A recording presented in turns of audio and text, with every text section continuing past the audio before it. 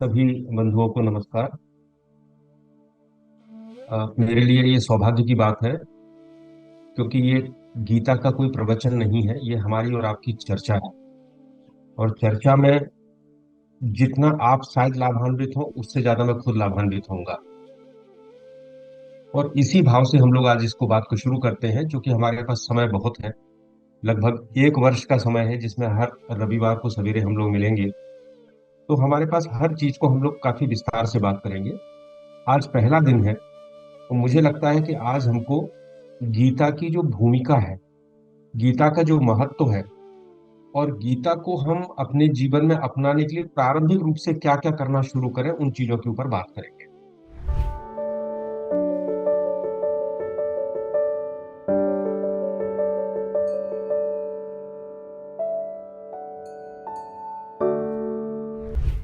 तो सबसे पहले बात तो हम ये करें कि गीता क्यों।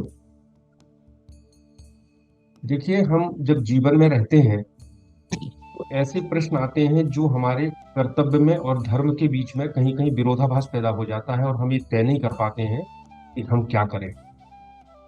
ऐसे समय पे अगर हम केवल भावनाओं में बह जाएं तो संसार नहीं चल सकता। ना तो पूरा संसार युद्ध से चल सकता है, और ना पूरा संसार अहिंसा से चल सकता है। ना पूरा संसार केवल प्रेम से चल सकता है, और ना केवल क्रोध से चल सकता है। हमें हर चीज का समय के अनुसार उपयोग होता है, हर एक चीज का। तो जीवन के जो एक गहन प्रश्न हैं, उनका उत्तर केवल उत्तर नहीं देती है गीता, उसके मूल तक जाती है, और मूल में जाके उस कारण का विवेचन करती है, और फिर उत्तर आपको स्वयं खोजना पड़ता है। तो गीता की विशेषता यह है कि कोई ऐसा सिद्धांत नहीं है जो गीता ने कह दिया और आपके ऊपर थोप दिया कि आपको मानना ही है। गीता तो आपको बेसिक फंडामेंटल्स क्लियर करती है, आपके मन के, मस्तिष्क के, प्रकृति के, पुरुष के। और उसके बाद आप स्वतंत्र होते हैं अपना निर्णय लेने के लिए। गीता की जो पृष्ठभूमि है वो अर्जुन युद्ध क्षेत्र में खड़े हैं, सामने कौरवों की सेना है, एक तरफ पांडवों की सेना है। वैसे तो अर्जुन पूरी जिंदगी, पूरे जीवन एक महान योद्धा था और लगातार युद्ध करता रहा था। उसे क्या परेशानी होना चाहिए थी युद्ध करने में। लेकिन अगर उसका रथ अपने परिजनों के सामने खड़ा ना होता, अगर लड़ने वाले उसके मामा, चाचा, भाई, ताऊ ना होते, तो कभी उसके मन में प्रश्न ही नहीं उठता। प्रश्न उठने का कारण ही ये है कि एक तरफ तो समाज कहता है कि तुम क्षत्रिय हो तो तुम युद्ध करो, सामने जो भी हो वो दुश्मन है उसको मारो, उसके ऊपर विजय प्राप्त करो। और दूसरी ओर कर्तव्य कहता है कि सामने मेरे चाचा हैं तो मैं इनको प्रणाम करूं, इनकी सेवा शुश्रूषा करूं, परिवार के लोग हैं तो इनका पालन पोषण करूं। तो एक तरफ ये कहते हैं, दूसरी तरफ कहते हैं आप क्षत्रिय हो तो युद्ध करो। तो ये द्वंद्व पैदा हो गया। अब इस द्वंद्व में अगर कृष्ण, कृष्ण की बात तो बहुत मानते थे अर्जुन, अगर कृष्ण उनको डांट के कहते कि नहीं मैं कुछ नहीं जानता, तुझे तो केवल युद्ध करना पड़ेगा, तो भी शायद अर्जुन युद्ध करने के लिए तैयार हो जाता। लेकिन तब इन सारे प्रश्नों के उत्तर नहीं मिल पाते। और इस तरह की बात कि जो मैं कह रहा हूं वो तुम करो, ये कोई दार्शनिक व्यक्ति नहीं कहेगा, कोई दार्शनिक ग्रंथ नहीं कहेगा, कोई धर्म नहीं कहेगा। ये कौन कहेगा? ये राजनेता कहेंगे, राज्य कहेगा, जिसको अपना सत्ता स्थापित करना है। तो सत्ता स्थापित करना है तो वो कहेगा अपनी सेना से कि मुझे कोई मतलब नहीं, ये हमारा दुश्मन देश है, तुम इसके ऊपर युद्ध करना है। आप देखो, पहले पिछले पिछले राजाओं के समय में केवल शादी के लिए युद्ध होते थे। राजा ने कहा इस राजकुमारी से शादी करेंगे, तो सेना को आदेश दिया, उस राज के ऊपर चढ़ाई कर दी, उसके ऊपर युद्ध करना शुरू कर दिया। तो सेना कभी ये थोड़ी सोचती थी, राजा कहता था नहीं, तुमको कुछ सोचना नहीं है, जो मैंने कहा वो करना। ऐसी ही स्थिति यहाँ हो सकती थी। लेकिन अगर ऐसी स्थिति होती और एक राज्य की तरह श्री कृष्ण अपना आदेश देते, तो फिर गीता नहीं होती। फिर तो एक एक कमांड होता और उसको सबको पालन करना होता, तो फिर गीता इतना महान ग्रंथ नहीं होता। ऐसे तो फिर बहुत से संप्रदाय हैं जो अपना एक बात कहते हैं और नीचे वालों अपने अनुयायियों से कहते हैं कि तुमको सोचना नहीं है, बुद्धि नहीं लगाना है, तुम्हें तो इस रिचुअल को पालन करना है। सो गीता इसलिए अलग है और पूरे संसार में मान्य है। चाहे वो रिचुअल्स के रूप में वो ईसाई धर्म मानते हो, यहूदी मानते हो, सनातन का कोई हिंदू सिख जैन मानते हो, पर गीता को इसलिए मानते हैं क्योंकि गीता इन रिचुअल्स से अलग होके मानव जीवन की जो बेसिक बात है, मूल बात है, उसका एनालिसिस करती है। और जो हमारा मन है, जो हमारे विचार हैं, जो ये प्रकृति है, ये सबके लिए एक है। चाहे वो हिंदू हो, चाहे मुसलमान हो, चाहे ईसाई हो, चाहे वो काला हो गोरा हो, किसी भी क्षेत्र में रहता हो, सबके लिए एक है। इसलिए गीता एक ऐसा ग्रंथ है जो सामान्य धर्म मजहब, जिसको हम कहते हैं रिलीजन कहते हैं, उससे अलग हटके है, इसलिए ये प्योर आध्यात्म है। अब गीता का ये हमें समझ में आया कि गीता अलग है और जीवन और कर्म के प्रश्नों को अलग अलग करती है, एक मूल में जाके सुलझाती है। जब गीता क्यों कही गई, क्या कारण थे, क्या परिस्थितियां थी, देखिए ऐसा है कि सनातन धर्म इतना लचीला है कि उसके एक तो मूल सिद्धांत हैं और उस सिद्धांत को व्यवहार में उपयोग करने की विधियां हैं। तो व्यवहार में जो उपयोग करने की विधियां हैं वो हमेशा समय के साथ बदलती है, क्योंकि समाज बदलता है, तकनीकी बदलती है, लोगों का रहन सहन बदलता है, स्थान के साथ बदलती हैं, क्योंकि हम कभी ठंडे देश में रहते हैं, कभी गर्म देश में रहते हैं। तो जो मूल ज्ञान है वो श्रुति परंपरा के रूप में है, और जो व्यवहारिक ज्ञान है वो सामान्य रूप से स्मृति परंपरा के रूप में है। वो हमें बताता है कि इस मूल ज्ञान को पाने के लिए हमें किस प्रकार की जीवन शैली को अपनाना है। दूसरा अंतर यह होता है कि जो ऋषियों के मन में मूल ज्ञान उतरा, आया, उसको हम श्रुति कहते हैं, और जो किसी महापुरुष ने बोला, लिखा, उसको हम स्मृति कहते हैं। सो गीता को, गीता है तो उपनिषदों का सार, उसकी टीका, लेकिन चूंकि भगवान श्री कृष्ण के मुख से निकला है, इसलिए हम उसको स्मृति परंपरा, इसको स्मृति परंपरा में भी रखते हैं, और उपनिषदों का सार है तो श्रुति परंपरा में भी रखते हैं। तो गीता का जो महत्व है वो श्रुति प्रस्थान तीन होते हैं: गीता, ब्रह्मसूत्र और उपनिषद। और शंकराचार्य जी ने, आदि शंकराचार्य जी ने ये स्थापित किया कि कोई भी मत तभी सनातन हो सकता है जब वो इन तीन के ऊपर कसौटी पर कस जाए। इसलिए सारे लोगों ने, चाहे रामानुजाचार्य महाराज हों या कोई विशिष्टाद्वैत के हों, द्वैत के हों, स्वयं शंकराचार्य जी ने जो अद्वैत मत का प्रतिस्थापन किया है, स्थापन किया है, संस्थापन किया है, उन्होंने भी इन तीन के ऊपर भाष्य लिखे। और दूसरा होता है एक स्मृति प्रस्थान होता है, उसमें गीता है, भागवत है, पुराण है, उसमें भी गीता शामिल है। तो गीता इतना महत्वपूर्ण ग्रंथ है कि श्रुति परंपरा में भी शामिल होता है और स्मृति परंपरा में भी शामिल होता है। और हम इसलिए भी मानते हैं क्योंकि हम, कृष्ण जो है साक्षात ब्रह्म के अवतार थे, और उनके मुख से जो वचन निकला है, उस वचन का जो मूल्य है हमारी नजरों में, हमारी श्रद्धा में, वो कहीं दूसरों से बहुत ज्यादा प्रामाणिक है। तो गीता का इस महत्व को देखते हुए, गीता में, महाभारत में स्वयं कहा है कि गीता सुगीता कर्तव्या, कि मन ही शस्त्र विस्तरही, शास्त्र विस्तरही, या स्वयं पद्मनाभस्य मुख पद्म पाद विनिसृता। अगर आपने गीता को पढ़ लिया, गीता को समझ लिया, बाकी शास्त्रों के विस्तार से कोई प्रयोजन नहीं है, क्योंकि ये तो स्वयं भगवान पद्मनाभ के मुख से निकला हुआ है। तो ये बात केवल अंधविश्वास की बात नहीं है, ये अनुभव की बात है। दूसरी बात यह है, आपके छोटे से जीवन में इतने ग्रंथ हैं, वेद हैं, पुराण हैं, उपनिषद हैं, 108 तो उपनिषद ही माने जाते हैं, 4 वेद हैं, उनके उपवेद हैं। क्या आप इन सबको पढ़ सकते हो? नहीं पढ़ सकते। इनको समझ सकते हैं? पहले भी चारों वेदों में अलग अलग ज्ञाता होते थे। ऋग्वेद का ज्ञाता अलग होता था, सामवेद का अलग होता था, अथर्ववेद का अलग होता था, यजुर्वेद का अलग होता था। यानी एक जीवन में ऋषि भी पूरे ग्रंथ को नहीं समझ सकते थे, पूरे ग्रंथों को। इसलिए हमारे लिए भगवान ने बड़ी कृपा की, इस 700 श्लोकों में हमें एक छोटा ग्रंथ दिया, जो, और कहा कि अगर इसको आप समझ जाते हैं तो सारे ग्रंथों का जो सार है वो आपकी समझ में आ जाएगा। एक और बड़ा प्रसिद्ध श्लोक है गीता के महत्व के बारे में, कि सर्वोपनिषदो गावो दोग्धा गोपाल नंदना। सारे उपनिषद गाय हैं और उनको दोहने वाले भगवान श्री कृष्ण गोपाल नंदन है। पार्थोवत्सा, इस बहाने अर्जुन को बछड़ा बना लिया है, और जो दूध निकलता है, सुधीर भोक्ता, दुग्धम गीतामृतम महा, और जो इसका दूध है वही गीता का अमृत है, जो हम सबको पान करने के लिए मिला है। सो गीता की जो बात है, एक और गीता ने किया है, गीता ने किसी का विरोध नहीं किया। गीता सर्वशास्त्रमयी है, क्योंकि गीता जानती है, भगवान जानते थे कि इस संसार में जितने व्यक्ति हैं, उतनी तरह की उनकी बुद्धिमत्ता है, उतने तरह का उनका मन है, उतनी तरह की उनकी चेतना है।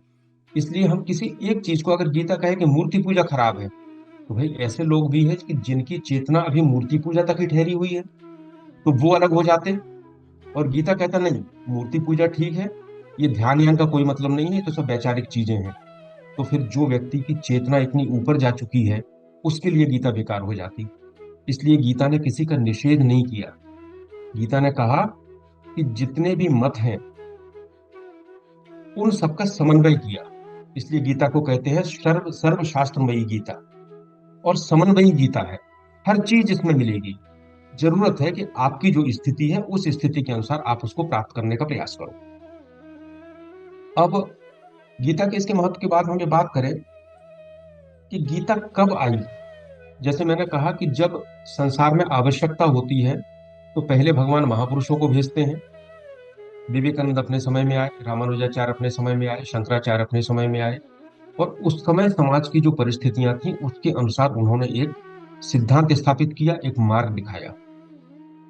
लेकिन जब परिस्थितियां बहुत खराब हो जाती हैं, तो भगवान को स्वयं अवतार लेना पड़ता है। यही अवतारवाद का रहस्य आगे हम जब बात करेंगे गीता में। तो आप देखिए, आप सोचिए कि कैसे हम आगे बढ़े। सबसे पहले 1600 करोड़ वर्ष पहले पृथ्वी बनी। उस समय तो मानव का नामो निशान नहीं था, कुछ नहीं था, ये तो सत्य है। ये एपिरेंट ट्रुथ है। हम इसको अंधविश्वास में नहीं जा सकते हैं कि नहीं नहीं हम तो करोड़ों साल से जिंदा है। एपिरेंट ट्रुथ है कि 1600 करोड़ वर्ष पहले पृथ्वी बनी। मनुष्य आया, मनुष्य का जो वर्तमान रूप है वो 2 लाख साल पहले आया, धीरे धीरे आगे बढ़ा। अब अब आपको एक बात समझना होगा कि मनुष्य को धर्म का ज्ञान होना और धर्म का अस्तित्व होना, ये दोनों अलग अलग बातें हैं। तो ज्ञान तो तब होगा जब हमारा मस्तिष्क उतना डेवलप होगा, जब हम उस ध्यान में बैठेंगे और ऋषियों के अंदर वो ज्ञान उतरेगा। लेकिन वो ज्ञान तो हमेशा से था, इसलिए ही तो हम उस ज्ञान को सनातन कहते हैं। तो जब मनुष्य 10,000 साल के बाद पहले सामान्य जीवन उसने शुरू किया, तो क्या हुआ, सबसे पहले उसको अपना पेट भरने की जरूरत हुई। और पेट भरने की जरूरत हुई तो उसने खेती करना शुरू किया, समाज में रहना शुरू किया। अपनी सुरक्षा के लिए उसने अपना राजा चुनना चयन किया, नेता चुनना चयन शुरू किया, शिकार करने लगा। लेकिन जब उसको पेट भरने, इतनी प्रगति हो गई कि पेट भरने के लिए पर्याप्त हो गया, तब एक विचार उठा कि क्या ये विचार अपने आप आता है? क्यों आता है? इसलिए आता है कि हम केवल शरीर नहीं है, हम किसी चेतन के अंश भी हैं। तो समय समय पे विचार आता है। ये बात अलग है कि हम भूख में, प्यास में, शारीरिक जरूरतों में उस विचार को दबा दे। पर किसी का दब सकता है, पर जब लाखों लोग होते हैं तो किसी न किसी के मन में विचार उद्भूत होना शुरू हो जाता है। तो विचार हुआ। पहले छोटा विचार हुआ। छोटा विचार ये हुआ कि उन्होंने देखा कि वर्षा होती है, आग लगती है, वायु चलती है, आंधी आती है। तो उन्होंने इन सब के लिए देवता माने, और देवताओं से जो प्रार्थना शुरू की, वो प्रार्थना केवल धन धान्य देने के लिए, पुत्र देने के लिए, पशु देने के लिए, इस तरह की थी। तो ये पहला चरण शुरू हुआ, जिसमें हमने सारी प्राकृतिक शक्तियों को, देवत्व का अधिरोपण किया और उनकी पूजा करना शुरू कर दी। लेकिन जब पेट भी भर गया और ये भी होने लगा, तो लोगों को विचार आया कि ये कहते हैं कि हम इंद्र की पूजा करेंगे, हम इतने बड़ा यज्ञ करेंगे, तो हमें स्वर्ग प्राप्त होगा। तो कहा, हाँ ठीक है, स्वर्ग प्राप्त होगा। लेकिन ये भी कहते हैं कि जिस दिन पुण्य खत्म हो जाएगा, वो स्वर्ग भी खत्म हो जाएगा। तो क्या कोई ऐसी बात हो सकती है कि जो ये सुख और शांति है, ये हमें स्थायी रूप से मिले? तो भारत में इस संबंध में सबसे ज्यादा विचार किया गया। ये ऋषियों ने अरण्य में बैठ के विचार किया। तो अब जो ज्ञान आया उनको, पहले तो व्यवहारिक ज्ञान था कि हमने वृक्ष की पूजा कर ली और उससे कुछ मांग लिया। ये ज्ञान ये ज्ञान कहना चाहिए व्यवहारिक था, और हमारी व्यवहारिक जरूरतों को पूरा करने के लिए था। लेकिन अंदर जो एक असली रूप है, मन जो है, उसको कैसे समझें कि हम हमेशा सुख शांति में रह सकें, इसकी जब खोज की तो उनको सबसे पहले पता चला कि इस अंदर को चलाने वाला जो है वो मन है। और मन का प्रवाह इतना तेज है कि हम उसको समझते नहीं है, लेकिन 24 घंटे वो कुछ ना कुछ सोचता रहता है, करता रहता है, विचार करता रहता है। और एक और उनको पता चला कि मन अगर इंद्रियों के साथ नहीं है तो हम उस चीज को समझ ही नहीं सकते। जब हम सुप्त हो जाते हैं, सो जाते हैं, मन सो जाता है, तो हमें किसी भी चीज का भान नहीं रहता। तो हमारे लोगों ने सबसे पहले मन के ऊपर काम करना शुरू किया और ये पाया कि अगर हम मन को जो विचलित होता है, जाता है, इसको हम निरोध कर लें, इसको हम रोक लें, तभी हम मन के पार जा सकते हैं और मन को समझ सकते हैं। क्योंकि मन से मन को नहीं समझा जा सकता, इसको हमें रोकना पड़ेगा। इसलिए चित्रवृत्ति निरोधा, इसको ही हम योग कहते हैं। तो गीता जो है पूरी तरह से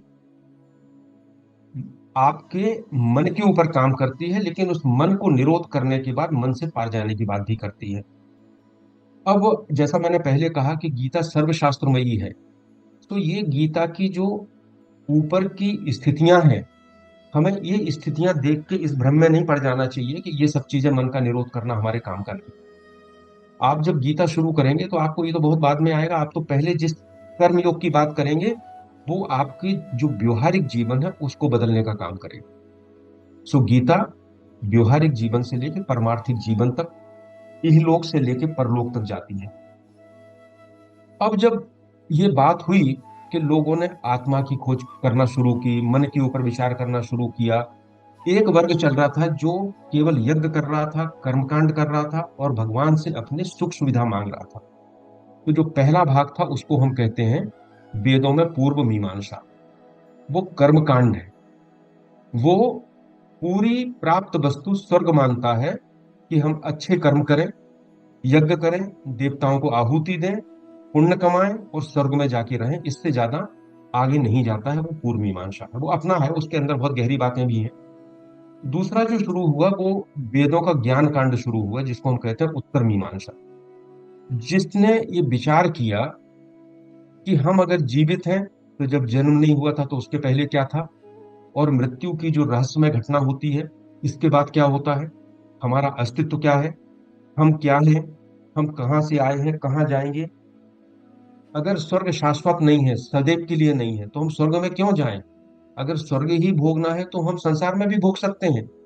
तो हम ऐसी चीज की खोज करें जो हमेशा के लिए हो। इस खोज में, इस पूरे चीजों में उन्होंने ये चीज देखी कि एक कर्म बड़ा बंधन है। हम जो भी करते हैं वो हमको बंधन बन जाता है, उसका हमें परिणाम मिलता है, अच्छा मिलता है, बुरा मिलता है। तो बात यह आई कि हम इस कर्म बंधनों से मुक्ति कैसे पाएं। सो एक दो विचारधाराएं शुरू हो गई, एक उत्तर मीमांसा की और एक पूर्व मीमांसा की। जब भगवान कृष्ण का जो अवतार हुआ, वैसे गीता अवतार भगवान कृष्ण का द्वापर में हुआ, लेकिन गीता का लेखन जो है वो ऐतिहासिक रूप से आज से लगभग 5,500 वर्ष पहले हुआ। उस समय की परिस्थितियां ये थी कि यज्ञों का बहुत बोलबाला हो गया था। और यज्ञ कैसे होते थे, जिसमें खूब पैसा लगता था, सैकड़ों लोग इकट्ठे होते थे, राजसूय यज्ञ होते थे, अश्वमेध यज्ञ होते थे, वाजस्नेय यज्ञ होते थे। तो सारी जनता उसमें एक मूक दर्शक हुआ करती थी। इतना पैसा नहीं था कि वो यज्ञ कर सकें। और पूर्व मीमांसा ये कहती थी, कर्मकांड ये कहता था कि यज्ञ करोगे तभी आपको स्वर्ग की प्राप्ति होगी, जो आपका लक्ष्य है। आप सोचिए, ऐसे समाज में जिसमें जीवन का सर्वोच्च लक्ष्य कुछ लोगों तक सीमित कर दिया गया हो, जिनके पास पैसा है, जिनके पास संपत्ति है, बल है, धन है, तो बाकी लोगों के ऊपर क्या गुजरेगी। उनकी मन में भी बात आती थी कि भाई तुमको स्वर्ग मिल रहा तो मुझे क्यों नहीं मिल सकता। नहीं मिल सकता बोले आपके पास पैसा नहीं है। ये समाज का जो द्वंद्व था, इस समय कृष्ण भगवान ने गीता के माध्यम से एक नई व्यवस्था दे दी। उन्होंने यज्ञ का नया रूप दे दिया। उन्होंने कहा कि यज्ञ केवल स्वाहा करना नहीं है, हालांकि स्वाहा करना भी यज्ञ है। गीता कहती है कि देवताओं का भी अस्तित्व है, भूत प्रेत का भी अस्तित्व है, हमारे पितरों का भी अस्तित्व है, और हम जब मर जाएंगे तो हम भी कहीं किसी जगह जाके हमारा भी अस्तित्व होगा। लेकिन यह केवल एकमात्र नहीं है। इसके अलावा गीता ने कहा कि आप ये जो पूरा प्रकृति का चक्र चल रहा है, इसमें कोई भी अंग दूसरे अंग की सहायता के बिना कुछ नहीं कर सकता। सो उन्होंने इस पूरे चक्र को ही यज्ञ चक्र कहा। बादल पानी दे रहा है, पानी से अन्न हो रहा है, अन्न से प्राणी खा रहे हैं, उनकी भी एक पूरी श्रृंखला है। फिर जो होता है उससे बीज बनता है, बीज से फिर अन्न पैदा होता है। सूर्य अपना काम कर रहा है प्रकाश दे के, वायु अपना काम कर रही है, जल अपना काम कर रहा है। हर कोई निःशुल्क, कोई बिना किसी स्वार्थ के पूरे इस सिस्टम में काम कर रहे हैं, केवल इंसान को छोड़ के। इंसान के पास ये छूट है कि वो सिस्टम में सहयोग दे या ना दे। तो यज्ञ की एक नई अवधारणा दी कि अगर हम ऐसा कोई काम करते हैं जो लोक कल्याण के लिए है, तो वो भी यज्ञ है, वो भी आपको फल देगा। तो भगवान ने एक आम व्यक्ति के लिए एक व्यवस्था देना शुरू की। कृष्ण भगवान बड़े क्रांतिकारी थे इस मामले में। जब नंद बाबा ने कहा कि हम इंद्र की पूजा करेंगे, तो कृष्ण ने मना किया कि जिसको हम जानते भी नहीं हम उसकी पूजा क्यों करें, हम इससे अच्छा है गोवर्धन की पूजा करें। उन्होंने एक परंपरागत रूढ़ियों से निकल के एक नई चीज दी। तो जैसे यज्ञ का दिया, इसी तरह से कर्म का दिया। उस समय यह हो गया था कि जो कर्मकांडी थे वो तो केवल यज्ञ हवन कर्मकांड करते थे, और जो विचारक थे, जो ज्ञान मार्गी थे, वो संसार को त्याग के किसी जंगल में, अरण्य में चले जाते थे, वहां विचार करते थे। तो भगवान ने गीता में कहा कि रिनंसिएशन के लिए, रिनंसिएशन ऑफ एक्शन नहीं है, मतलब कर्म से निर्माण नहीं चाहिए, कर्म को हमें छोड़ना नहीं है। रिनंसिएशन इन एक्शन, कर्म के रहते हुए भी हमें निर्माण कैसे प्राप्त हो। ये गीता ने हमें संसार नहीं छोड़ना, संसार में रहते हुए भी हमें उस चीज को प्राप्त करना है जिस चीज को प्राप्त करने के लिए ज्ञान मार्गी लोग जंगल में अकेले जाके रहना शुरू करते हैं। तो देखिए, उन्होंने कर्म का भी और ज्ञान का भी एक संयोजन कर दिया। पहले कहते थे कि केवल द्विज को निर्माण मिलेगा, जो ब्राह्मण होगा उसको मिलेगा, पर उन्होंने शूद्र हो, स्त्री हो, किसी भी तरह का व्यक्ति हो, उसके लिए रास्ता खोल दिया। सो गीता इतनी क्रांति लेके आई है। कर्म करने का एक तरीका बता दिया कि कर्म बंधन है, तो कर्म को छोड़ना जरूरी नहीं, लेकिन अनासक्ति के साथ और फल की आशा का त्याग करोगे, कर्म बंधन नहीं होगा। अब इसके बारे में हम लोग डिटेल बात आगे करेंगे। अभी हम केवल इतना बताना चाहते हैं कि गीता जिसको हम लोग शुरू करने वाले हैं, वो ऐसा ग्रंथ है जो सामान्य रिचुअल्स से दूर है, आपके मन के अंदर की परतों तक जाता है, उनका विश्लेषण करता है, जीवन और कर्म के मूल सिद्धांत आपके सामने रखता है, बहुत से आपको तरीके बताता है, और अंत में कह देता है यथेच्छसि तथा कुरु, जैसी तेरी इच्छा हो वैसा करो। आपकी इच्छा है, इसलिए गीता में करना आपको है। गीता आपको रास्ता बताती है, आपको प्रेरित करती है, लेकिन ऐसा नहीं है जैसा हम लोग सामान्य रूप से प्रवचनों में या कहीं सुनते रहते हैं कि आप तो हमारे पास आ गए, आपने ये दे दिया, आपका सब कल्याण हो गया, मेरा आशीर्वाद है, आपका सब कल्याण है। हम लोग, ऐसी व्यवस्था हो गई है आजकल कि हम सब अच्छा अच्छा सुनना चाहते हैं। People want to hear what they want to hear. जो जानना चाहते हैं वही लोग बोलते हैं मंच से। तो कहते हैं, किसी गांव में चले जाते हैं तो बोले इसकी पुण्य धरा पर आप सबका अवतार हुआ है, आप सब बड़ी महान आत्माएं हैं जो यहाँ बैठे हैं। अरे काहे की पुण्य धरा? हर जगह यही बात करते हैं क्योंकि चाहते हैं कि सामने वाला प्रसन्न हो जाए। लेकिन गीता, गीता किसी को प्लीज करने के लिए नहीं है। गीता आपको आपकी असलियत बताने के लिए है, और आपको वो स्वतंत्रता देने के लिए है कि आप तय करें कि आपको अपना जीवन कैसे जीना है। सो यथेच्छसि तथा कुरु। अब हम जब गीता की शुरुआत कर ली हम लोगों ने, अब हम अपनी पात्रता हमें विकसित करना होगी गीता को समझने के लिए। देखिए, कोई किसी को ज्ञान नहीं दे सकता, वो केवल दूसरे को जानकारी दे सकता है। कल हम लोगों ने शाम का एक सत्र था जिसमें हम लोगों ने ज्ञान और बोध के ऊपर काफी बात की थी। मैं आपको ये बता सकता हूं कि ये कर्म बंधन है, और कर्म बंधन को काटने का तरीका ये है, ये गीता बता देगी। लेकिन आप उसको जब अप्लाई करेंगे अपने जीवन में, तभी तो आपको लाभ होगा, सुनने से लाभ नहीं होगा। सो गीता किसी को प्लीज नहीं करती है, किसी को खुश करने के लिए नहीं है। गीता आपको असलियत बताने के लिए है। इसलिए जब असलियत पता चलती है तो कई बार लोग घबरा भी जाते हैं। इसलिए वो कहते हैं, यार हम तो शुतुरमुर्ग बन के अपने रेत में मुंह छिपाए रहेंगे, वही ज्यादा अच्छा है। हमें नहीं आना गीता की तरफ, इसीलिए गीता पे आने वाले लोगों की कमी है तुलनात्मक रूप से। केवल यही कारण है उसका। दूसरा जो है, पात्रता जो विकसित करना है गीता के लिए, तो एक तो ये होता है कि जब आप गीता के प्रति समर्पित होते हैं तो आपके मन में एक इच्छा पैदा होती है, जिसको बड़ा शब्द तो उसका मुमुक्षा है, मुक्ति की इच्छा। लेकिन जब इच्छा पैदा होती है तो इच्छा ही आपको आगे की तरफ ले जाती है। तो पहला तो ये है कि गीता में आपको प्रारंभिक श्रद्धा रखना हो। कृष्ण भगवान कहते हैं गीता में कि किसी शंकालु के लिए, छिद्रान्वेषी के लिए गीता नहीं है। लेकिन वहां भगवान क्या कहते हैं? यथेच्छसि तथा कुरु। तो यथेच्छसि तथा कुरु का मतलब ये है कि आप अपना विवेचन करो, जैसा चाहो वैसा करो। लेकिन यहाँ कहते हैं किसी शंकालु के लिए नहीं है। क्या है इसका अर्थ? इसका अर्थ ये है कि अगर आप पहले चरण से ही शंका करना शुरू कर देंगे, हमने पहला श्लोक पढ़ा, धर्म क्षेत्रे कुरुक्षेत्रे। अब आप आगे नहीं बढ़े, आपने कहा मतलब पहले ये बताओ धर्म क्षेत्र है क्या? हम तो इस पर ही विवाद करेंगे 3 दिन तक, धर्म क्षेत्र क्या है। तो आप अगर इस तरह के हो जाएंगे तो आप अंदर प्रवेश नहीं कर पाते। सो प्रारंभिक श्रद्धा रखिए, मानिए कि भगवान का वचन है, उससे प्रार्थना करें और उसका वाचन करें। सो जब अंदर घुसेंगे तब आपको जो सिद्धांत मिलेंगे उसमें गीता आपको स्वतंत्रता देगी, यथेच्छसि तथा कुरु। तब आपको शंका हो जाए उसको जाने के बाद तो आप बिल्कुल छोड़ दें, क्योंकि आप फिर कुछ कर भी नहीं पाएंगे उसके बाद। लेकिन प्रारंभिक श्रद्धा रखना पड़ेगी, पहला। दूसरा, पात्रता विकसित करें, तो अभी हम जब आगे चलेंगे तो गीता में बहुत से दैवीय गुणों की बात की गई है कि दैवीय गुण क्या होते हैं। दूसरा, गीता में ये बात की गई है कि ज्ञान प्राप्ति के साधन क्या क्या है। सो पात्रता विकसित करने का मतलब है इन गुणों का अपने जीवन में लाना। अब मान लीजिए उसमें एक गुण है त्याग।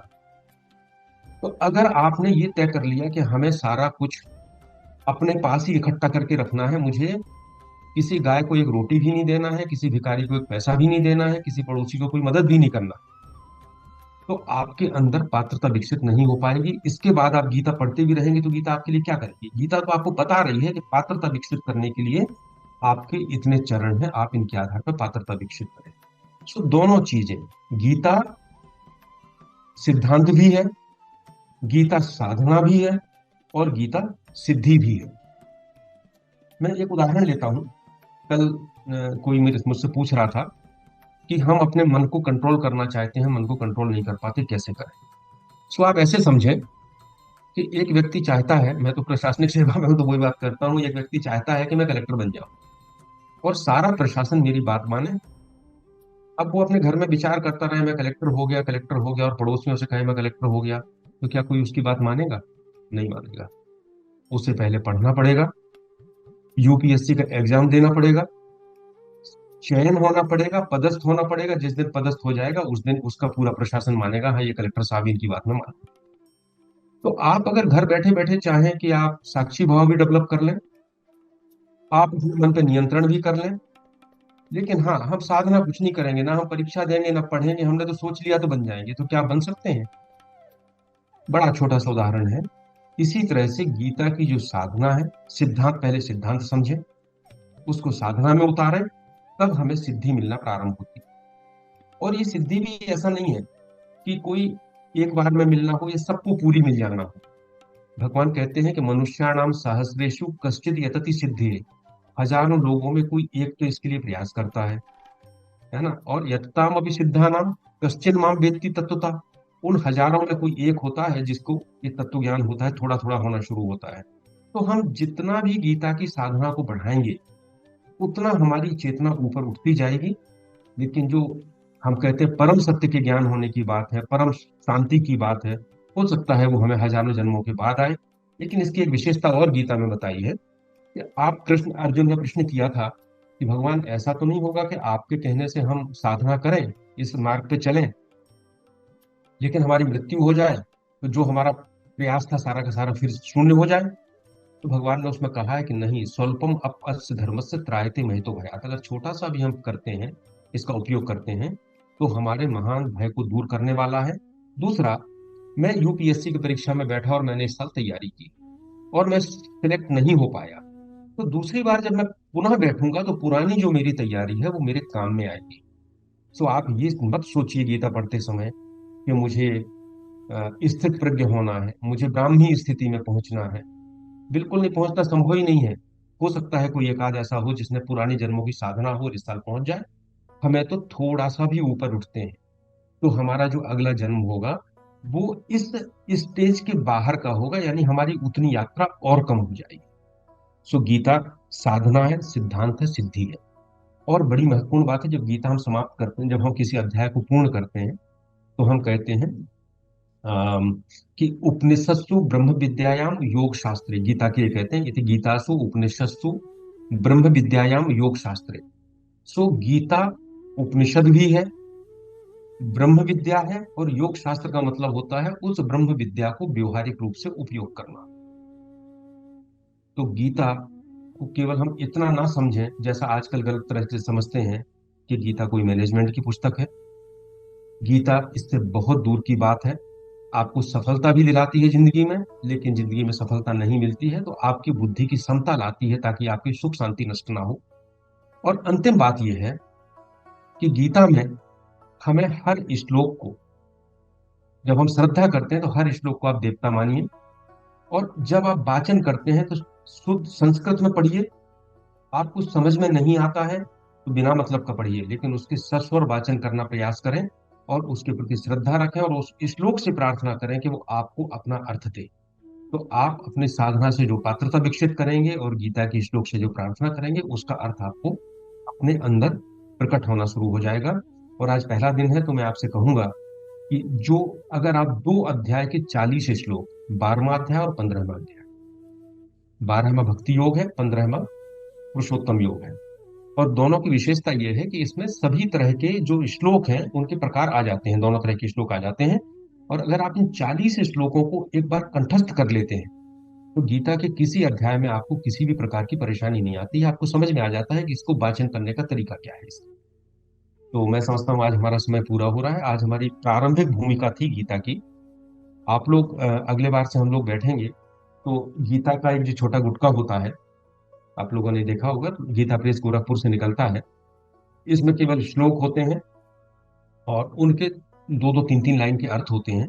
तो अगर हम उसको साथ में रखेंगे तो उससे फायदा ये होगा कि हम जब किसी श्लोक की बात करेंगे तो आप उस श्लोक को खोल के, कई बार ऐसे शब्द होते हैं जो सामान्य रूप से संस्कृत के समझ में नहीं आते, तो आप उसको जब खोल के देखेंगे तो आपको वो शब्द सामने समझ में आ जाएगा, तो आपको, आप ज्यादा अच्छी तरह से उस जानकारी को प्राप्त कर पाएंगे।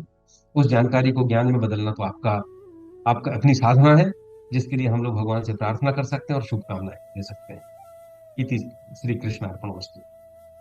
हाँ, जय श्री कृष्ण। आज आपने इतना अच्छा गीता का ज्ञान हम लोगों को दिया, और ये जो प्रभात है, सुप्रभात हो गई हम लोगों के लिए। साथ ही धन्यवाद। एक प्रश्न है कि गीता ही एक ऐसा ग्रंथ है जिसकी जयंती मनाई जाती है, तो आप बता सकते हैं ऐसा क्यों? देखो ऐसा हम जैन वैसे तो इसका कारण ये हो सकता है कि हम हमेशा अवतार की जयंती मनाते हैं। हम श्री राम की रामनवमी मनाते हैं, कृष्ण जन्माष्टमी मनाते हैं, क्योंकि ये भगवान के अवतार हैं। और ईश्वर जो है वो, जब आप अंदर जाएंगे वेद में और उपनिषद में तो आपको पता चलेगा ईश्वर ज्ञान स्वरूप ही है। ज्ञान का पुंज ही ईश्वर है। और गीता जो है वो भी एक ज्ञान का, ईश्वर का अवतार ही है, जो एक ग्रंथ के रूप में हुआ है। तो ज्ञान अवतार है पूरी तरह से, इसलिए शायद हम जिस तरह अवतारों की मनाते हैं उतनी ही श्रद्धा हम गीता को देते हैं, इसलिए इसकी भी जयंती मनाते हैं। हम्म। मैंने जब गीता, हमने करीब 40 साल पहले गीता को पढ़ने का काम, सिखाने का काम हमारे गुरुजी हैं सुरेश शर्मा, मेरे प्रोफेसर थे, उन्होंने शुरू किया।